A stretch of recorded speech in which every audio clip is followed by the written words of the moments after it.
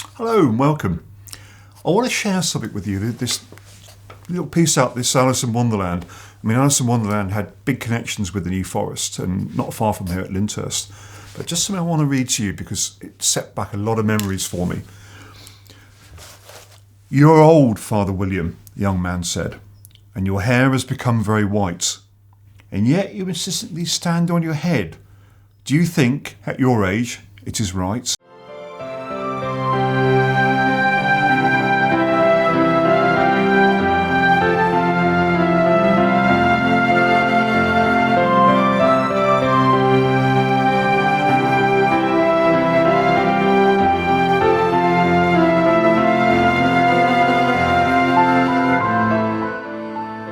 Well, that really started me thinking, actually. I thought about our Christmas and the family Christmas we used to have. And one particular Christmas evening, and we were all sat round like we used to do, round by the fire. And we used to play party games, much simpler in those days. And one of them was a pass the parcel, and it was wrapped in newspaper. But before you could take off the layer of that newspaper, you had to do a forfeit.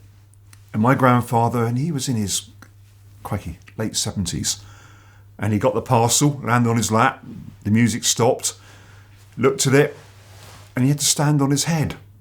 And we all went, no, you can't do that. You definitely can't do that. No, he insisted that he was going to stand on his head. And sure enough, in his late 70s, in front of the fire, on the rug, he stood on his head. And I remember him going on his hands and knees, and even that I thought was an effort.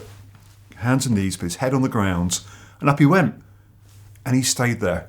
He hung there for it was getting worrying, actually. I could see him going rather red. But anyway, he stood it. He stood on his head. But that took me back to those days when we used to have much larger family sort of Christmases.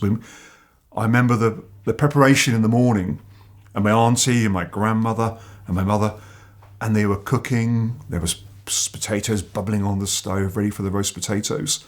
It was all being prepped and prepared, the Brussels sprouts, but it was all homegrown. I mean, the Brussels sprouts we used to go out and pick the day before. And I always remember, I don't know, maybe it's my imagination, but it was always cold. And I remember picking the Brussels sprouts in the ice. And I always remember the snow. One year we had snow and picking these Brussels sprouts in the snow. But the farm jobs always used to take place, and we used to get up very early Christmas morning and rush out to start doing the cows. My auntie had a herd of milking goats. They still had to be milked. And also we used to have meat rabbits. And I remember the big pens of rabbits outside and cutting kale and putting it in. But this all took place on Christmas morning. And then the excitement of coming back in again. And though we used to have a very light breakfast, because obviously we were going to have a big lunch. And the family all turning up. And the excitement of hearing the car pull into the yard and rushing out as a child to see who was pulling up. Anyway, we used to bring them all in. Everyone used to gather inside and hang around in the kitchen, talking, chatting. And then we used to have the Christmas dinner in the barn. And at my auntie's farm, the house was joined up to the barn. The whole house, one part was a cowshed, but the barn was joined up to the side of it. So what we used to do was in this old barn, there was a big couple of tables, but we used to put some more boards on these tables, and then the tablecloths used to go down. And it was all laid out beautifully, with decorations and the crackers and everything else as well. But the food, when it was ready, had to be relayed from one end of the house to the other. Now, because it was an old cowshed, originally this farmhouse, there was one single passageway that went from the kitchen all the way through the house. So you had to run through the bedrooms. There was no individual privacy to the bedrooms. You used to have to run this food backwards and forwards. And so in a stream, with myself, my brother, my cousins, my auntie, my grandmother, everyone would be running this food backwards and forwards into the barn. We'd sit in the barn, and we used to always toast absent friends and relatives. And that was always usually done by my grandfather at the start, at the head of the table. There used to be a log burner burning in the corner, and it just added to the atmosphere. And we used to have a fantastic meal with bowls of steaming food. I don't think we used to have turkey very often. Often a lot of it was sometimes beef, and always reared on the farm, big joint of beef. Anyway, we used to tuck into that. And then my grandmother, for the pudding, would have made these puddings way back at the start of the year, Christmas puddings. And I remember as a child, seeing her in these sort of muslin cloths, these puddings being boiled and then being hung up in the pantry and left there. So these puddings were probably 8, 9, maybe even 10 months old by the time we got to eat them at Christmas. But they were so rich and so dark. One of the dishes we used to do, and my grandmother used to have these special 6p pieces, 6p bits, and they used to go into the Christmas pudding. And as a child, you used to have to stir it, make a wish. But then if you had this 6p piece in your pudding at Christmas Day, it was supposed to be very, very lucky. I remember winning quite frequently, and I do suspect that possibly there was a bit of foul play there, actually, constantly having the penny dropped into my pudding.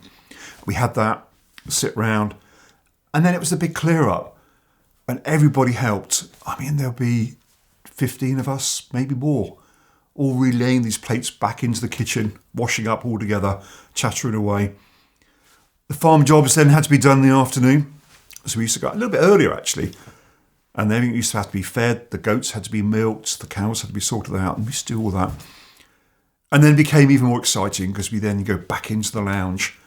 And I always remember being a nice big roaring log fire, and everyone used to sit in a big arc around this lounge. And as the youngest in the family, my brother and I, our job was to play Father Christmas. As all the presents were piled up underneath the Christmas tree in the corner, and our job with them was to run forward, pick up these Christmas presents, and hand them out. But we used to have to read out the names at the same time as well. And I remember being very young and struggling sometimes, but used to hand these presents out. But they were very simple presents. They weren't like we are nowadays. You know, you used to maybe get 1 or 2. I remember as a child, I got this little sort of toy game that had a magnet that ran up and down on a wire frame. And to me, that was fantastic. You know, that was so important. And it wasn't the expense, it was just the thought that went into it. Anyway, we sit there, have our presents, open up our presents in front of the fire, and then spend a few minutes playing with them, open them up. And then we used to have these party games, as I said earlier on, and one of them was Pass the Parcel. But another great game that I used to really enjoy was that we used to have these magazines, and the adverts were cut in half. And one of my cousins used to do this, cut these adverts in half, and then lay these adverts all around the house, the other half of the adverts all around the house, into the cow shed, into the barn. And then what we used to have to do was pick up the other half of this advert in the lounge and run off and try and match them up like a giant jigsaw. And so I'd be running all over the place trying to get these to match up. As I said, there's one passageway through the house, and we'd be running up and down trying to get these to match up. And the winner was obviously the one that they can match up the most pieces. Christmas night, after these games, we always used to have Christmas cake. And I remember my grandmother and my mother and mainly my auntie used to make these huge Christmas cakes with big thick icing on them. And I think the Christmas decorations were rolled out year after year because there was always seemed like the same snowman and the same little sledge on top. But we used to have this huge big slice of Christmas cake. There'd be cold meats, cold potatoes, and we used to tuck into that. And I never wanted the evening to end. As a child, it was so exciting to have everybody together and playing these games. But then we used to play charades after that, and everybody joined in. And it was, I think it was much simpler times, but we used to have such great times. The build up to Christmas, though, was, again, to me, part of it, part of the excitement. Although Christmas Day itself was very, very exciting, the build up was part of it as well. And I always remember watching the holly pickers that turn up here on the forest. They've been out here now for 2 or 3 weeks already. And they always picked the holly. They came down, and I was always told as a child, and I don't know how true it is, but they always came down from London. And they turn up in their pickups, and they have a licence to go and do it. And they go out and they cut the holly to make the wreaths to sell in the London markets. But I always remember as a child witnessing these holly pickers that turn up thinking, Christmas is getting close, must be getting close. And funny enough, actually, I picked up an old picture a little while back, and it shows a holly picker at the door, and he's obviously being offered some sort of cake and hot drink of some sort. And this is dated 1859, so it shows you how long this has been going on for. I don't know in those days whether that holly would have gone to London, as I was told as a child, but it's still a tradition that always goes on. So that was like the build-up. And that was the start of the build-up for me. And I remember badgering my parents saying, when are we going to go to my auntie's? Because it was always held at my auntie's. And so those weeks sort of seemed to drag on because every day I kept waking up thinking it's going to be Christmas. Well, that was my memories of my Christmases that I'd love to share with you. You know, life was so much simpler then, much easier, I think, in some ways. So please, look, down below, put your comments in about your Christmases. You know, what made you happy? The simple things maybe that you can remember and pick up, and maybe some Christmas that was special to you. Anyway, I want to wish you all a Merry Christmas, and thank you so much for watching, and talk to you soon in the new year. Holly hanging across the door, neighbors singing tales of yore. It's so close, hardly can wait, waking up on Christmas, children dreaming without a care. 'Tis the season most everywhere, so come home, there's no better place, waking up on Christmas Day.